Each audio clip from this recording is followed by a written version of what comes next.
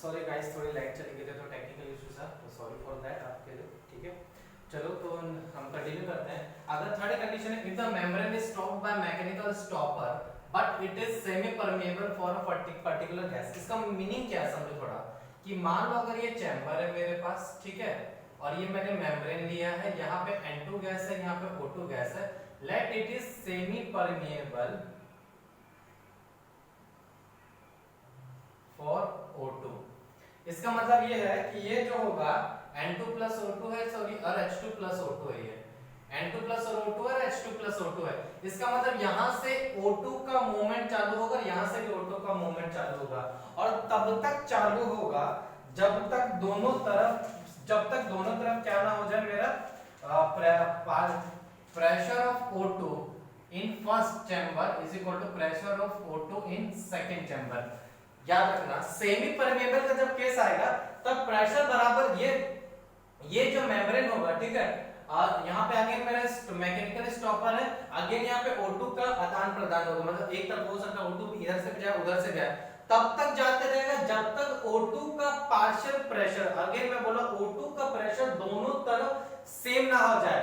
N2 को उससे कोई फर्क नहीं पड़ेगा, H2 को उससे कोई फर्क नहीं पड़ेगा, हो सकता है टोटल प्रेशर भी डिफरेंट हो, उससे मुझे कोई मतलब नहीं, लेकिन अब मेरा मेजर कॉन्सेप्ट क्या है, अगर सेमी परमेएबल मेम्ब्रेन रहा किसी पर्टिकुलर गैस के लिए, अगर वो सेमी परमेएबल मेम्ब्रेन है, तो वो गैस का फाइनल प्रेशर दोनों चैम्बर में क्या रहेगा, सेम रहेगा। फाइनल प्रेशर दोनों चैम्बर में उस गैस का, जिस गैस के लिए वो सेमी परमेएबल मेम्ब्रेन है, उस गैस का वो फाइनल प्रेशर सेम रहेगा। ठीक है, तो ये था overall story types of problem के। ठीक है, अभी हम इसको अच्छे से करेंगे, don't worry about that, but उससे पहले जो हमें करना है वो हमें करना है Dalton's law of partial pressure. ठीक है, क्या है भैया, Dalton's law of partial pressure.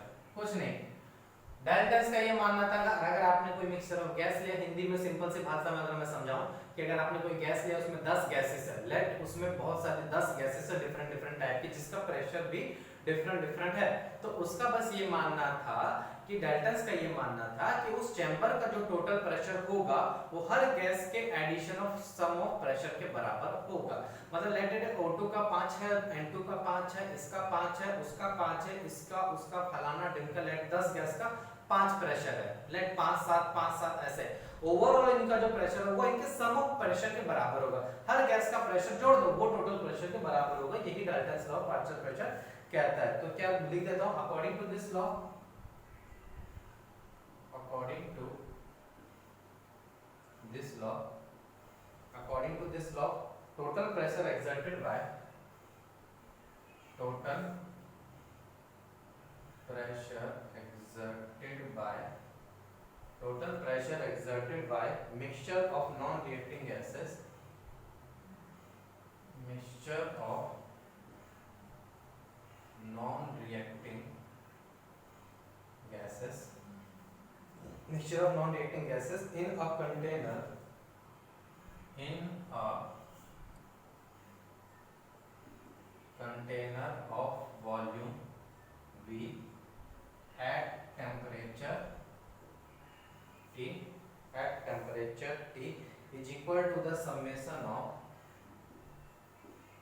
is equal to the summation of, is equal to the summation of partial pressure of, partial pressure of, partial pressure of component gases, component gases present in mixture, present in mixture. ठीक है, मतलब what is the total pressure, total pressure हो जाएगा summation of P1 plus P2 plus P3 plus P4 plus dot dot dot. ठीक है, तो ये हो जाएगा आपका टोटल, समेशन भी मत लिखो, सम ऑफ टोटल प्रेशर के बराबर हो जाएगा। ठीक है,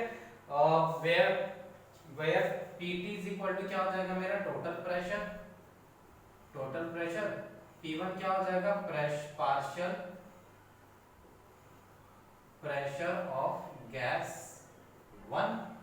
P2 क्या हो जाएगा, partial pressure of gas two P3 क्या हो जाएगा, पार्शियल प्रेशर ऑफ P3, मतलब सबके पार्शियल प्रेशर को क्या कर दो आप ऐड कर दो, ठीक है। इंपॉर्टेंट बात क्या थी कि डाल्टन्स लॉ उन मिक्सचर ऑफ गैसेस पे लग सकता है जो नॉन रिएक्टिंग होंगे। तो ये जो वर्ड है ना, by mixture of non reacting gases, ये बहुत इंपॉर्टेंट पॉइंट है बेटा, क्योंकि आप हर सब में नहीं लगा सकते हो, ठीक है।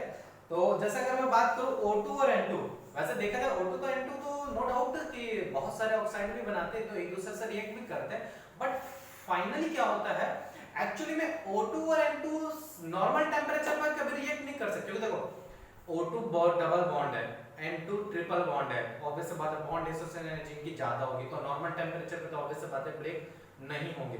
हम यहाँ पे बात कर रहे हैं नॉर्मल टेम्परेचर पे, जो गैसेस नॉर्मल टेम्परेचर पे रिएक्ट कर सकती है उन पे डाल्टन्स लॉ कभी नहीं लगता है। डाल्टन्स लॉ उन पे लगता है जो कभी भी रिएक्ट ना करे एक दूसरे से, मतलब एक दूसरे के लिए वो अनजान हो, आप ऐसा बोल सकते हो। तो वो ही डाल्टन्स लॉ हम सॉरी उन्हीं मिक्सचर ऑफ गैसेस का हम डाल्टन्स लॉ लगा सकते हैं, ठीक है। तो let us do another problem.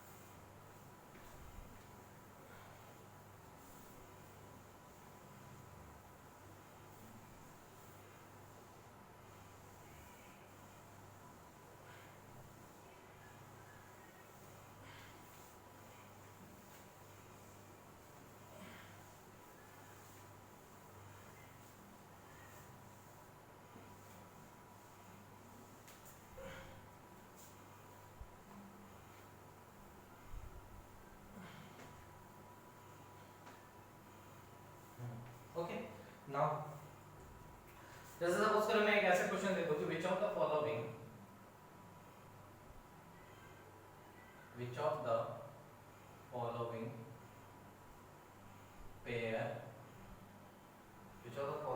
pair DLPP is not applicable। DLPP मतलब Dalton's law of partial pressure is not applicable। Suppose करो क्वेश्चन ये दिया हुआ, पहला दिया हुआ H2 plus O2, सेकंड है O2 plus N2, थर्ड है H2 plus Cl2 and fourth है Ar plus F2। देखो ये तीन तो आपको समझ में आएगा वो देख के कि भैया नॉर्मल टेम्परेचर पे तो रिएक्ट करेंगे, पहली बात तो ये नहीं करेंगे नहीं, ठीक है। ये कर भी गए तो ये ऑब्वियस बात है H2O2 भी नॉर्मल टेम्परेचर पे एक दूसरे से रिएक्ट करके वाटर नहीं बनाते, उनको भी टेम्परेचर हाई लगता है। एक्सेप्ट H2 plus Cl2 ये नॉर्मल टेम्परेचर पे रिएक्ट करके हाइड्रोक्लोरिक एसिड बना सकता है, ठीक है। तो इन पे Dalton's law partial pressure applicable नहीं होगा, ठीक है। अब बात आती है पार्शियल प्रेशर की। अब आप वर्ड बराबर समझो सर ये पार्शियल प्रेशर क्या होता है, तो समझो बात को। एक बार मेरे पास O2 आया डाउट पूछने, कोई O2 को किसी स्टूडेंट का नाम है, N2 को भी किसी स्टूडेंट का नाम है, O2 मेरा प्री है भैया, मैंने उसको डाउट बता दिया, N2 वहीं पे बैठा हुआ है, दोनों डाउट एक साथ पूछने हैं लेकिन एक को डाउट बता रहे एक को डाउट नहीं बता, तो बाहर निकल गया यार सर तो पार्शियलिटी कर रहा है। पार्शियलिटी कर रहा है मतलब क्यों, क्योंकि मैंने उसको इग्नोर कर दिया, तो टोटल मेरा ध्यान किसकी तरफ था, O2 की तरफ। वैसे पार्शियल प्रेशर कहने का मतलब है कि मान लो H2 और O2 है एक ही कंटेनर में, आप O2 का नेगलेक्ट कर दो, जो टोटल प्रेशर होगा वो किसकी वजह से होगा, वो H2 की वजह से होगा, तो वो उसका अपना खुद का प्रेशर है, मतलब जो उसका खुद का प्रेशर उसी को हम पार्शियल प्रेशर कहते हैं आम भाषा में। क्योंकि मान लो H2 का अपना प्रेशर होगा, O2 का अपना प्रेशर होगा, जो उसका खुद का प्रेशर होगा वो पार्शियल प्रेशर होगा। आई बात समझ में। तो प्रेशर, इसका definition pressure exerted by pressure exerted by an individual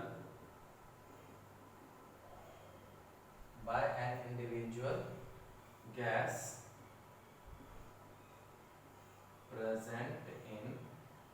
present in the same container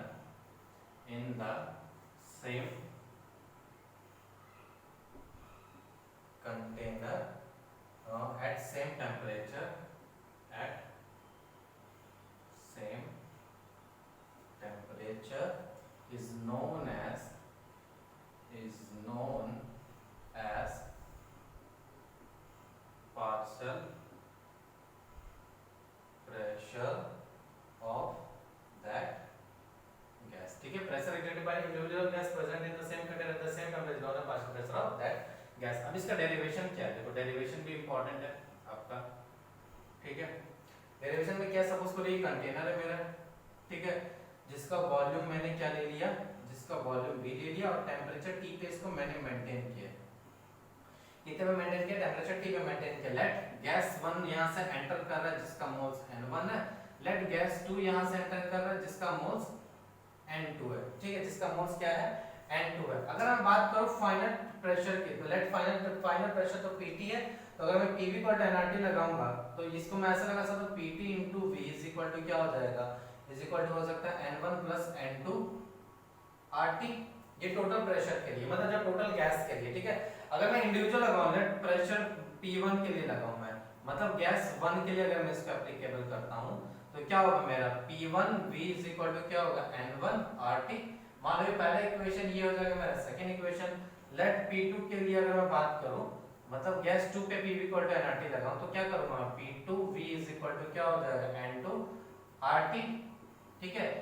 2 और 3 को मैंने ऐड किया, तो 2 और 3 को ऐड मैंने किया तो P1 + P2 * V = क्या हो जाएगा N1 + N2 RT।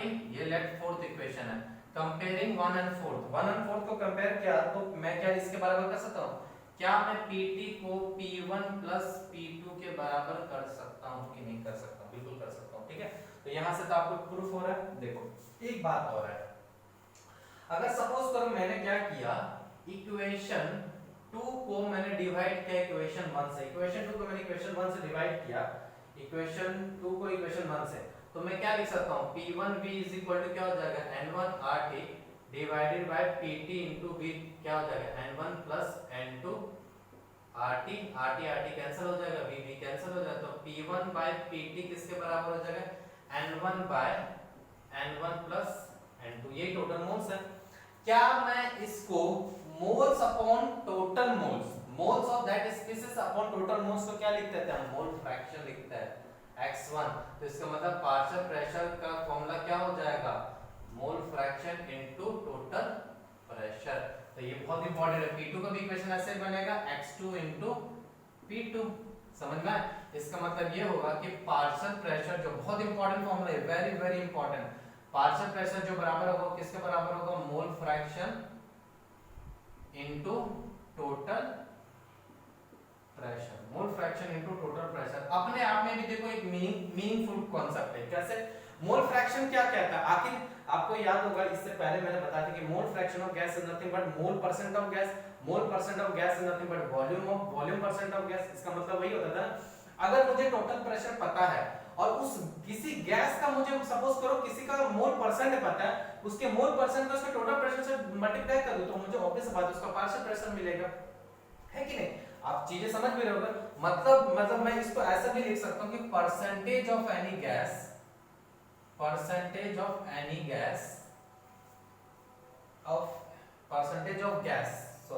इन मिक्सचर किसके बराबर होता है, is nothing but mole fraction, और वो किसके बराबर होगा, partial pressure upon total pressure. बहुत इंपॉर्टेंट कॉन्सेप्ट है बेटा, बहुत, जितना ज्यादा इंपॉर्टेंट मैं बोल दूं उतना इंपॉर्टेंट कम है। तो ये अपने आप में बहुत इंपॉर्टेंट पॉइंट है कि पार्शियल प्रेशर बराबर होता है mole fraction into total pressure. समझ में आई बात सबको? Is that clear? अब हम छोटे-छोटे क्वेश्चंस करेंगे आपको बेटर अंडरस्टैंडिंग के लिए। सपोज करें क्वेश्चन है जिसमें मैं एक कंटेनर लिया हूं मैंने, ठीक है, टेम्परेचर तो मैंने इसका 227 डिग्री सेल्सियस मेंटेन किया है, वॉल्यूम इसका मैंने 10 लीटर मेंटेन किया है, ठीक है। नाउ ठीक है, 16 ग्राम O2 मैंने लिया इसमें, ये ग्राम में चलो लिख ही देता हूँ यार, छोड़ो। 16 ग्राम O2 लिया इसमें मैंने 24 ग्राम CH4 लिया मैंने और क्या लिया है 96 ग्राम O3 लिया मैंने और 80 ग्राम SO3 लिया, ठीक है। मैंने calculate mole fraction,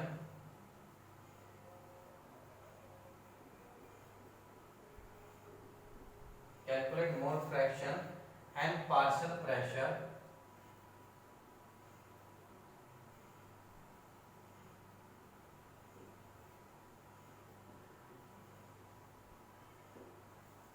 calculate mole fraction and partial pressure of each gas.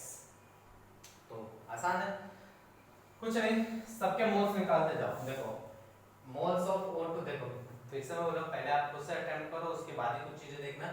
Moles of O2 को हम क्या लिख सकते हैं 16/32, तो that's nothing but 0.5। Moles of CH4 की अगर मैं बात करूं तो 24/16, तो 6/4, तो दैट्स 3/2 मतलब 1.5। मोल्स ऑफ अगर मैं O3 की बात करूं तो 96/48, तो दैट्स नथिंग बट 2। और मोल्स ऑफ अगर मैं बात करूं SO3 तो दैट्स नथिंग बट 80/80, तो दैट्स नथिंग बट 1। तो अगर मैं टोटल मोल्स की बात करूं, what is the total mole 0.5 plus 1.5 2 4 और 5 हो गया, ये मुझे पता है, ठीक है। तो मैं काम करता टोटल प्रेशर निकाल लेता हूं, तो PV = NRT कर दो, PV = NTRT, ठीक है। पार्शियल इस जो अगर NT यूज करें तो समझो टोटल प्रेशर आएगा, वॉल्यूम तो भैया मेरा चेंज होगा नहीं, वॉल्यूम मेरा कितना है 16 है, टोटल प्रेशर 5 है, R 0.08 ले लेता हूं, टेंपरेचर मेरा 227 प्लस 73 300 300 और 500, ठीक है। 500 जीरो ये कैंसिल हो जाएगा और आपका कितना हो जाएगा 4 4 जा 4 2 जा, तो प्रेशर जो हो जाएगा 25 दूनी 50/4, तो दैट्स नथिंग बट 112.5। ये आपका कितना आएगा टोटल प्रेशर आएगा, कितना आएगा टोटल प्रेशर, वॉल्यूम 16 लीटर है, R की वैल्यू 227 प्लस 73 300 200 प्लस 500, ठीक है। 500 अपॉन, अच्छा sorry my mistake, blunder mistake हो गया, देखो यहाँ पे वॉल्यूम 10 लीटर लेना है, थोड़ा यहाँ मिस्टेक हो गया मेरे से, ठीक है। वॉल्यूम 10 लीटर ले लो, ठीक है। हालांकि 16 लोगे तो भी आसान, बट मैं थोड़ा कैलकुलेशन अवॉइड कर रहा हूँ। तो लेट, तो 5 2 जा 10 50/10, ठीक है। टोटल मोल्स जो आएगा मेरा वो 20 आना चाहिए, 5R into T हो जाएगा 500 बराबर है, ठीक है। अच्छा अब ये क्या पे हो जाएगा, ये 0.08 है, ठीक है, 0.08 हो गया, तो ये 500 कैंसिल हो जाएगा। अब यहाँ पे थोड़ा कैलकुलेशन अलग हो जाएगा, ठीक है। अब इसका मतलब होगा 5 8 40 40 5 200 200/10, तो दैट टर्न 20 ATM मेरे पास टोटल प्रेशर इस चैम्बर में, इस गैस का टोटल प्रेशर मेरे पास कितना है 20 ATM। अब मुझे क्या निकालना, पार्शियल प्रेशर ऑफ गैस का, तो मैं क्या कर सकता हूं, इसका मोल फ्रैक्शन निकाल सकता हूं। What is the mole fraction of O2, mole fraction 0.5/5 मतलब 0.1। इसका मोल फ्रैक्शन कितना हो जाएगा, मोल फ्रैक्शन ऑफ CH4 हो जाएगा 1.5/5। इसका मोल फ्रैक्शन कितना हो जाएगा, मोल फ्रैक्शन ऑफ O3 हो जाएगा 2/5 और मोल फ्रैक्शन ऑफ SO3 कितना हो जाएगा 1/5। देख लो पार्शियल प्रेशर ऑफ अगर O2 की बात करूं तो ये कितना आ जाएगा, मोल फ्रैक्शन कितना है इसका 0.1 और टोटल प्रेशर मेरे पास कितना है 20, तो दैट्स नथिंग बट 2 ATM आएगा। पार्शियल प्रेशर ऑफ अगर मैं CH4 की बात करूं तो इसका मोल फ्रैक्शन मेरे पास कितना, मोल फ्रैक्शन है मेरे पास 1.5/5 into 20 मतलब ये 4 टाइम चला जाएगा, तो इसका 6 ATM आ रहा है। और पार्शियल प्रेशर ऑफ मैं O3 की बात करूं तो अगेन इसका मोल फ्रैक्शन कितना हो जाएगा, मोल फ्रैक्शन हो जाएगा 2/5 into 20, तो दैट्स नथिंग बट 4, तो ये 8 ATM हो जाएगा। देखो अब आप खुद से लॉजिक लगा सकते हो, भैया टोटल प्रेशर आपके पास 20 है, इसका 2 है, 6 और 2 8 8 और 8 16, तो ऑब्वियस सी बात है उस SO3 का पार्शियल प्रेशर कितना आएगा 4 आएगा, नहीं है तो चेक भी कर सकता हो। SO3 पार्शियल मोल फ्रैक्शन कितना है 1/5 into 20 तो दैट्स नथिंग बट 4। तो ये टोटल प्रेशर मिला के 20 atm आ रहा है जो कि करेक्ट आंसर है। तो इस तरीके से हम क्या कर सकते हैं तो जॉल्टर्स लॉ में दो बातें हैं, दो बातें हमें क्या सीखने मिलेगी भैया, total pressure mixture of gas का किसके बराबर होता है, उनके सम ऑफ पार्शियल प्रेशर के बराबर होता है। दूसरा हमने क्या सीखा कि भैया पार्शियल प्रेशर जो होता है वो mole fraction into total pressure के बराबर होता है। ये अपने आप में इंपॉर्टेंट कांसेप्ट है, ठीक है। चलो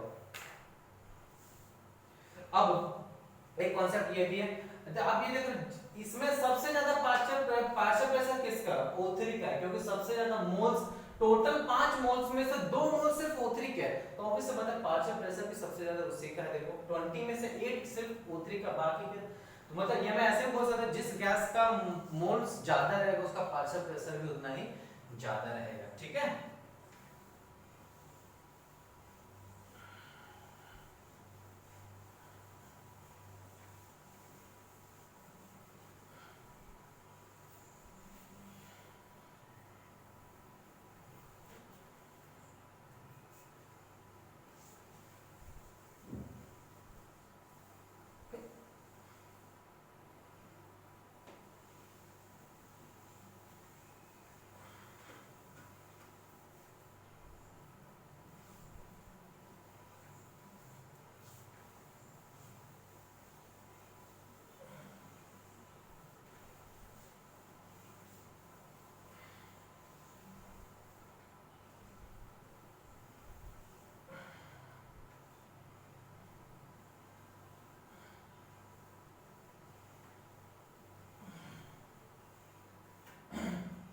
ठीक है, चलो नोट बना के इंपॉर्टेंट पॉइंट में लिख देता हूं।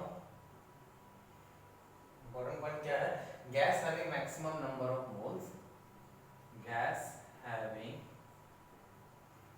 Maximum number of moles, gas having maximum number of moles will have maximum partial pressure, will have maximum partial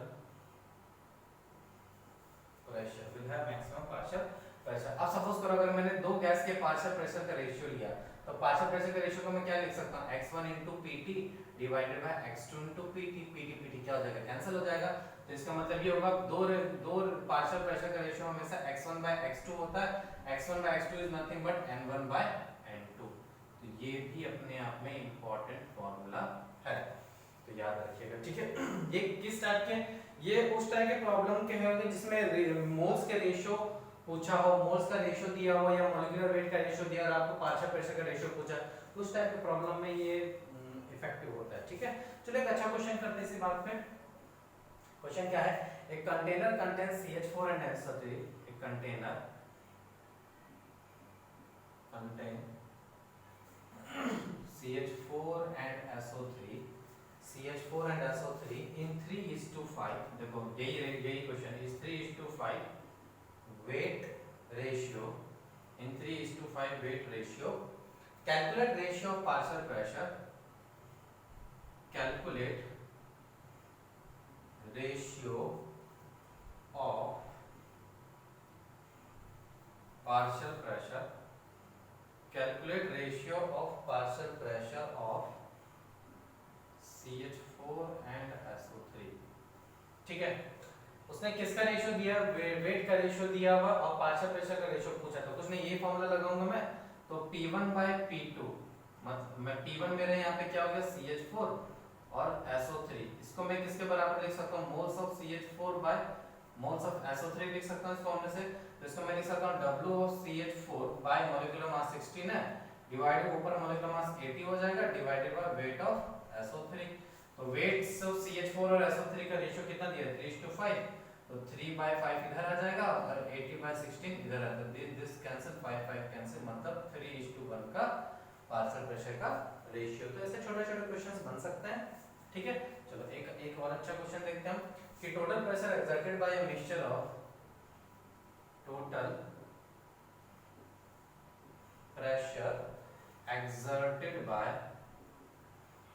exerted by a mixture of two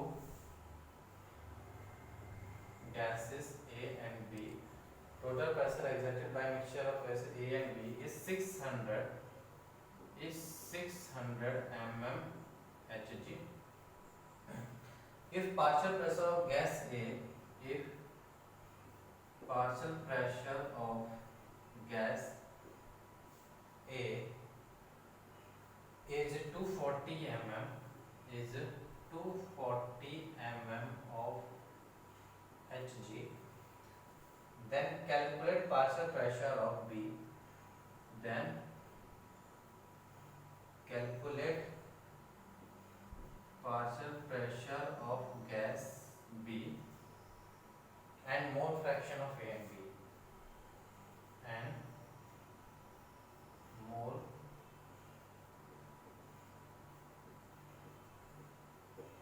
mole fraction of A and B, ठीक है।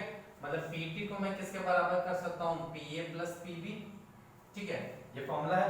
Total pressure उसने कितना दिया हुआ, total pressure already 600 दिया हुआ, partial pressure उसने 240 दिया, तो PB का मैं पार्शियल प्रेशर निकाल सकता हूँ, तो PB का पार्शियल प्रेशर हो जाएगा 600 minus 240, that's nothing but 360 mmHg। और उसने क्या पूछा है, मोल फ्रैक्शन का रेशियो पूछा, मोल fraction of A and B। Mole fraction of A and B is nothing but, मान लो अगर मैं दो प्रेशर को, मोल फ्रैक्शन ऑफ A को क्या कर सकता हूं मैं, total partial pressure of A मतलब 240 डिवाइडेड बाय 600, तो ये कितना होता है, दिस कैंसिल, 6/15 मतलब 3/2/5, तो जब ये 2/5 तो x भी कितना आता है 1 माइनस 2/5, तो दैट्स इक्वल टू 3/5। तो mole fraction of A and B हम इस तरीके से भी कैलकुलेट कर सकते हैं, ठीक है। एक जेई में क्वेश्चन आया हुआ, तो बहुत इंपॉर्टेंट क्वेश्चन है, ठीक है। Equal weight of H2 and CH4, equal weight of H2 and CH4, equal weight of H2 and CH4 are mixed in a container, are mixed in a container at 25 degrees Celsius, at 25 degrees Celsius.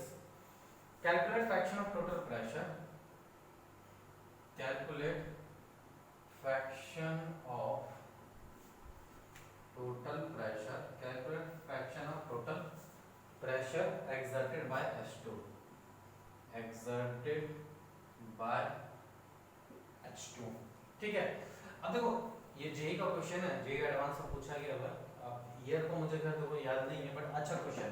देखो इस meaning का मतलब समझो, fraction of total pressure exerted by, fraction of total pressure, total pressure का fraction को मैं क्या बोलूंगा, सोचो, किसी मतलब किसी का टोटल प्रेशर को मतलब fraction of total pressure exerted by H2, इसका मतलब ये होगा कि टोटल प्रेशर का उसका पार्शियल प्रेशर से डिवाइड कर, यही तो रेशियो होगा, यही तो रेशियो उसकी बात की है, मतलब उसने किसकी बात की है, मोल फ्रैक्शन ऑफ H2 की बात की है, समझो। Fraction of total pressure exerted by H2, इसका मतलब ये होगा कि आपको उसने रेशियो दिया हुआ है, टोटल पार्शियल मतलब इट्स फ्रैक्शन है ना, ये जो रेशियो है partial pressure upon total pressure, क्या डिसाइड कर रहा है, ये डिसाइड कर रहा है उस टोटल प्रेशर मतलब गैस का जो मिक्सचर है H2CH4 का, उसमें से टोटल प्रेशर में इसका H2 का कितना हिस्सेदारी है, वही तो ये इस लाइन का मीनिंग ये है। आई बात समझ में। अब इसको करना कुछ नहीं करेंगे, इसके लिए एक ऐसा टेक्निक में दिखा रहा हूं आपको, बहुत आसान है, ठीक है। एक तरफ CH4 लिख लो और एक तरफ H2 लिख लो। कभी इक्वल वेट के क्वेश्चन आते हैं, जब इक्वल वेट का मतलब ये होगा कि इसका भी W और इसका भी W इक्वल वेट है, इसके मोलर मास से डिवाइड कर दो 16, इसके मोलर मास से डिवाइड कर दो 2 से, तो 2 से डिवाइड करूंगा, ठीक है। तो एक तरीके से फिर अब क्या करोगे आप इसको फिर इसके मोल्स में अप्लाई करोगे, फिर रेशियो निकालोगे लंबा चौड़ा, ठीक है। ये बुक था। अब यहाँ पे सबसे आसान मेथड, जब भी इक्वल वेट वाले क्वेश्चन आते हैं तो जो सबसे ज्यादा वाला होता है ना, जो सबसे ज्यादा वाला तो उसी का वेट दोनों को बराबर मान लो। देखो इसका मोलर मास जो है, इसका मोलर मास 16 है और इसका मोलर मास 2 है। इक्वल वेट में तो जिसको जो ज्यादा वाला वेट होगा ना उसी को वेट मान लो। तो इसका भी वेट जो हो जाएगा 16 मान लो, इसका भी वेट 16 मान लो। तो what is the moles of CH4? Moles of CH4 1 हो जाएगा, मोल्स ऑफ H2 कितना हो जाएगा 8 हो जाएगा। And what is the mole fraction of H2? Mole fraction of H2 हो जाएगा 8/9, क्योंकि मोल फ्रैक्शन, मोल तो 8 है, टोटल मोल्स हो जाएगा 8 + 1 9। ठीक है, ये सबसे आसान है। आप इसको भी डब्ल्यू डब्ल्यू मान के करो तो भी आंसर 8/9 ही आएगा, बट ये सबसे शॉर्टकट तरीका है। इक्वल वेट में आप, क्योंकि देखो जेई का रूल है, ये भी मैं आपको, ये मैंने कैसे कॉन्सेप्ट बनाया ये समझा रहा हूं। जेई का रूल है, वो कभी भी जो गैसेस देगा ना वो हमेशा 2 के मल्टीपल में देता। हो सकता है H2CH4 और O2 दे दे, हो सकता है H2CH4 SO3 दे दे। तो तो इक्वल वेट में आपको करना क्या है, जिसका मोलर मास सबसे ज्यादा होगा वही सबका वेट मान लो और उसके उनके मोलर मास से डिवाइड कर दो, और जो मोल फ्रैक्शन पूछो उस तरीके से हम निकाल सकते हैं। एक मिनट जस्ट।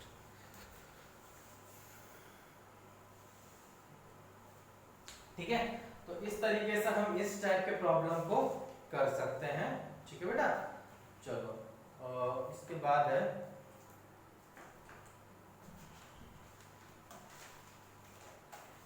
ठीक है, इसके बाद और एक और अच्छा क्वेश्चन है। ठीक है, वो क्वेश्चन करते हैं हम अभी। When 2 gram gas A, when 2 gram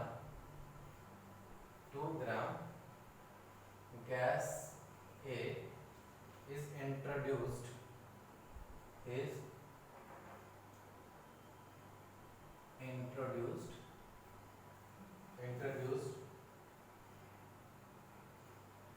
taken in a vessel, is taken in a vessel at 25 degrees Celsius, at 25 degrees Celsius. The pressure was found to be 1 atm. The pressure was found to be 1 atm. If 3 gram of gas B, if 3 gram of gas B, if 3 gram of gas B was added into the same vessel, was added into the same vessel containing A at 25 degrees Celsius, containing A at 25 degrees Celsius, the total pressure become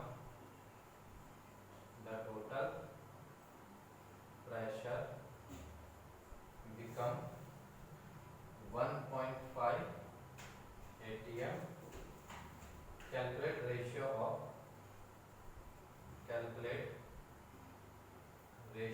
of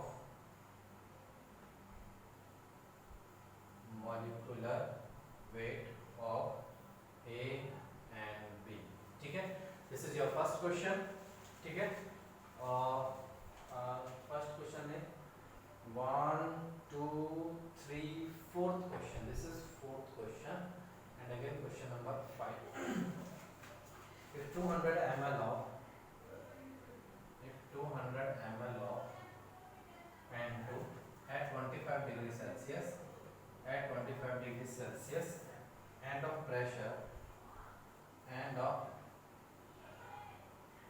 pressure of 250 mm of Hg, are mixed with 350 ml of O2 at 25 degree Celsius, and pressure of 300 mm of Hg, and pressure of 300 mm of Hg, and pressure of 300 mm of Hg, such that final volume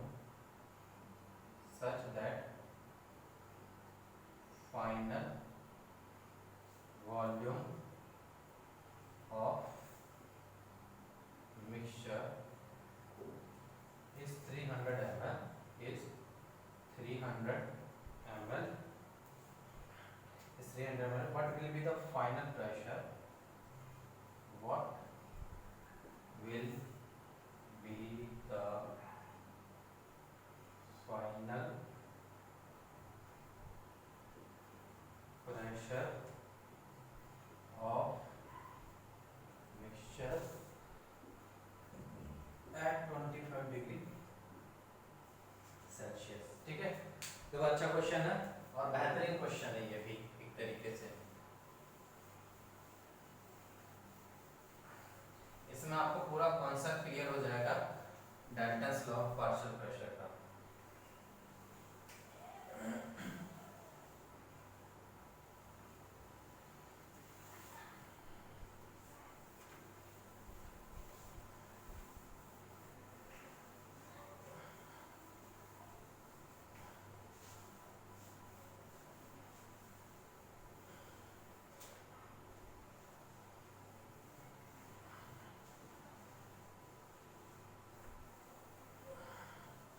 देखो question number 4 क्या बोल रहा है, question answer इसका fourth का, ठीक है। When 2 gram of gas is introduced in a vessel, ठीक है, ये कोई वेसल है, ठीक है, जिसका टेम्परेचर 25 डिग्री सेल्सियस उसने मेंटेन किया हुआ है और क्या कर रहा है, उसमें गैस A डाला है 2 ग्राम का, ठीक है, 2 ग्राम का गैस A डाला है। तो जब उसने मैनोमीटर लगाया, यहाँ पे मैनोमीटर मतलब एक डिवाइस होता है जो प्रेशर को मेजरमेंट करता है। तो जब मैनोमीटर लगाया तो प्रेशर यहाँ पे उसने मेंटेन, प्रेशर जो मेजरमेंट किया वो 1 atm था, तो उसने गैस कौन सा डाला, A, इसका मतलब प्रेशर 1 atm था, ठीक है। अब क्या बोल रहा है, जब अब यहाँ पे क्या कर रहा है, 3 ग्राम B भी डाल रहा है, 3 ग्राम गैस B डाल रहा है। तो अब फाइनल सिचुएशन कुछ इस तरीके से होगा कि 2 ग्राम तो गैस A है आपके पास, 2 ग्राम गैस A है आपके पास और 3 ग्राम गैस B है। और तो जब मैनोमीटर लिया गया तो इसका टोटल प्रेशर मिल रहा था 1.5 atm। तो इसका मतलब ये श्योर होगा, अगर मैं इसको, अगर मैं आप ऐसे कर रहे हो तो इस तरीके से कर रहे हो तो आप समझ लो इसका प्रेशर अभी भी कितना होगा, 1 atm ही होगा, क्योंकि इसका पार्शियल प्रेशर तो चेंज नहीं हुआ। क्यों? क्योंकि भैया टेम्परेचर अभी भी उतने उसने कितना रखा, 25 डिग्री सेल्सियस ही रखा है, वॉल्यूम सेम है, टेम्परेचर सेम है, इसका मतलब प्रेशर तो कभी भी चेंज हो ही नहीं सकता। मोल्स एडिशन उधर भी 2 ग्राम थे, इधर भी 2 ग्राम है, मतलब मोल्स भी सेम है, इसका मतलब pressure, partial pressure of A again मेरा क्या होगा 1, तो मैं बोल सकता हूं PT बराबर क्या होगा, P1 plus P2, total pressure 1.5 दिया था, pressure A plus pressure B 1 का है P, तो PV इतना हो जाएगा, तो इसका मतलब PV is equal to 0.5 atm, 0.5 atm आ गया।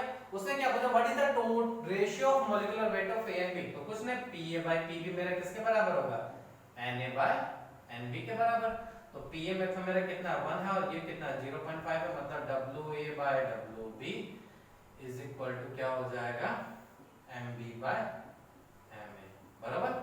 तो 1/2 मतलब ये 10, ये 2 के बराबर हो जाएगा, Wa 2 है डिवाइडेड बाय Ma है इनटू Mb है डिवाइडेड बाय 3 है, तो 2 और 2 क्या हो जाएगा, कैंसिल हो जाएगा। Then what is the molecular weight by A is equal to, मैं क्या लिख सकता हूं 1/3, दिस योर एग्जैक्ट आंसर, ठीक है। तो बहुत आसान क्वेश्चन था। क्वेश्चन नंबर 5 की बात करते हैं। If 200 ml of N2 at 25 degrees Celsius and a pressure of 250 mm Hg are mixed with 350 ml of, अच्छा ठीक है, पहले लाइन समझो। If 200 ml of N2 at 25 degrees Celsius, मान लो ये कोई वेसल है जिसका वॉल्यूम है 250 ml है, 200 ml सॉरी, इसका वॉल्यूम कितना दिया हुआ है, 200 ml दिया हुआ है, N2 प्रेशर है, टेम्परेचर अगेन मैंने 25 डिग्री सेल्सियस मेंटेन किया, टेम्परेचर इतने पे इसको प्रेशर जो मिल रहा है वो 250 mm मिल रहा है, कितना मिल रहा है 250 mm Hg, ठीक है। अगेन दूसरे कंटेनर में इसके पास था O2 था जिसका वॉल्यूम था 350 ml, इसका यहाँ पे जो प्रेशर मुझे ऑब्जर्व मिल रहा था इसका वो था 300 mm Hg, 300 mg। इन दोनों को मिक्स किया एक दूसरे कंटेनर में, तो फाइनल वॉल्यूम जो मिला था, जो फाइनल वॉल्यूम मिल रहा है वो 300 ml है, कितना है 300 ml है। अगेन टेम्परेचर 25 डिग्री सेल्सियस से मेंटेन रखा है। उसने क्या पूछा, what is the total pressure, क्या पूछा, what is the final pressure of the mixture. बहुत आसान है, आप क्या करोगे, सबसे पहले यहाँ पे इसके मोल्स ऑफ N2 निकाल लो, इसके मोल्स ऑफ, देखो दो तरीके से क्वेश्चन, एक तो मेरा बुक की मेथड है, मैं एक काम करूँ यहाँ पे क्या लगाऊंगा, P of N2 into V of N1, let इसका मोल्स N1 है, इस केस में N1 है, इस केस में N2 है, तो ये N1 RT, P of O2 V into N2 RT, और यहाँ पे जो हो जाएगा total pressure into V final is equal to N total RT, क्योंकि मोल्स ऐड हो जाएंगे। सेम कॉन्सेप्ट, ये कॉन्सेप्ट किसके ऊपर एप्लीकेबल है, आपको याद है बल्ब कनेक्टिव प्रॉब्लम बताया था, मैंने बताया था दो केस होते हैं, एक तो होता है आपका बल्ब डिफरेंट डिफरेंट टेम्परेचर पे मेंटेन हो रहा है, सेम टेम्परेचर पे है, तो सेम टेम्परेचर हम क्या करते हैं, मोल्स को ऐड कर देते हैं। तो यहाँ पे भी P1 P1 equal to N1 RT, P2 P2 equal to N2 N1 निकालोगे, N2 निकालोगे, N2 फिर NT को ऐड करोगे, टेम्परेचर दिया हुआ है, V फाइनल दिया तो टोटल प्रेशर निकाल सकते हो। बहुत है, आसान है, ठीक है, कॉमन मेथड है ये, सभी अप्लाई करते हैं। हमें थोड़ा अलग चलना है, क्यों, हमें टाइम सेविंग करना है। अब देखो टाइम सेव कैसे करोगे, क्या यहाँ पे जो टोटल प्रेशर होगा वो N2 के वजह से भी होगा और O2 की वजह से भी होगा, मतलब इसका अपना एक प्रेशर होगा, इसका अपना प्रेशर होगा, मानते इस बात को। अब देखो जब N2 को यहां से यहां लाया गया तो क्या सेम रखा, टेम्परेचर सेम रखा और मोल्स भी सेम है, क्योंकि यहाँ पे जो मोल्स थे N1, यहाँ पे भी मोल्स N1 ही होंगे। इसका मतलब जब मोल्स और टेम्परेचर कांस्टेंट है तो कौन सा लॉ लगता है, जल्दी बताइए, बॉयल्स लॉ लगता है, बरोबर।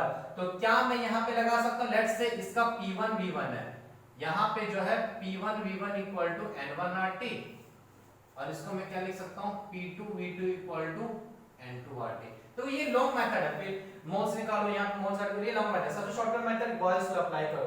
यहाँ पे P1 V1 था, तो यहाँ पे लेट्स फाइनल प्रेशर मेरा N2 हो गया और V फाइनल तो है ही मेरा, तो क्या मैं लिख सकता हूँ, P1 V1 is equal to partial pressure of N2 V final. P pressure 1 कितना था मेरा, प्रेशर 1 था 250 इनटू वॉल्यूम कितना था 200 ml था, ठीक है, और प्रेशर ऑफ N2 मुझे पता नहीं, लेकिन विद वॉल्यूम फाइनल कितना दिया हुआ है, 300 दिया हुआ है। तो अगर मैं यहां से करूं दिस और दिस, ठीक है, तो प्रेशर ऑफ N2 मेरा कितना हो जाएगा, प्रेशर ऑफ N2 जो हो जाएगा वो हो जाएगा मेरा 250 इनटू 2/3, ठीक है, दिस इज मेरा pressure of N2। Again P2 V2 O2 के लिए क्या करूंगा, P2 V2 लेट्स इसका फाइनल प्रेशर O2 है, ठीक है, इज इक्वल टू क्या, final pressure of O2 into volume final. तो P2 V2 कितना था, P2 मेरे लिए था 300 इनटू वॉल्यूम फाइनल कितना था मेरा 350, इज इक्वल टू किसके बराबर, प्रेशर ऑफ O2 और इनटू वॉल्यूम फाइनल है मेरा कितना 300, 300 कैंसिल हो जाएगा और पार्शियल प्रेशर ऑफ O2 कितना आ जाएगा 350। यहाँ से कुछ गड़बड़ है क्या, नहीं गड़बड़ तो नहीं है, तो ये कुछ पॉइंट में आएगा। तो टोटल प्रेशर कितना हो जाएगा, P of N2 plus P of O2, तो ये मेरे से टोटल प्रेशर हम इजीली निकाल सकते हैं, ठीक है। चलो समझ में आया होगा आपको ये सारी बातें, ठीक है, तो ये सारी चीजें आपको कहानी समझ में आई। तो ये देखो कितने बॉयल्स लॉ हम कितना इजीली, क्योंकि डायरेक्ट लॉ क्या पता, सम ऑफ पार्शियल प्रेशर ही उसका होता है, पार्शियल प्रेशर में निकाल सकते हो, बॉयल्स लॉ से इनके दोनों के खत्म कहानी, इतना लंबा कहानी करने की जरूरत नहीं है, हम इस तरीके से भी कर सकते हैं, ठीक है। तो आज के लिए यहाँ पे हम करते हैं समाप्ति। कल हम मेम्ब्रेन टाइप प्रॉब्लम करेंगे, जो मैंने आपको बताया उसको फिर से मैं डिटेल में बताऊंगा, उनके ऊपर क्वेश्चन करेंगे और उसके बाद हम ग्राम्स लॉ डिफ्यूजन को पढ़ेंगे। मोस्ट प्रोबेबली कल आपका फर्स्ट पार्ट खत्म हो जाएगा, ठीक है। तो थैंक यू वेरी मच।